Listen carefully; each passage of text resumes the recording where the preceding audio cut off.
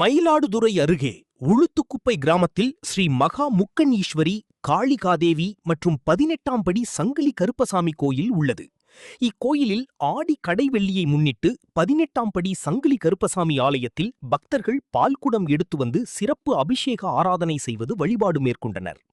திருவிழாவை முன்னிட்டு ஆற்றங்கரையில் இருந்து சக்தி கரகம் புறப்பட்டது.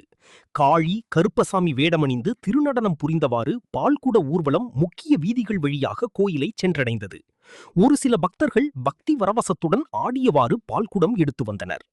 தொடர்ந்து மகா முக்கன் ஈஸ்வரி, காளிகாதேவி அம்பாளுக்கும் சங்கிலி கருப்பசாமிக்கும் சிறப்பு அபிஷேக ஆராதனைகள் நடைபெற்றது.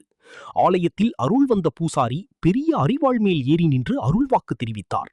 தொடர்ந்து நூற்றுக்கணக்கான சுருட்டுகள் மற்றும் மதுபானங்களை கருப்பசாமிக்கு படையலிட்டு வினோத நேர்த்திக்கடன் செலுத்தினர்.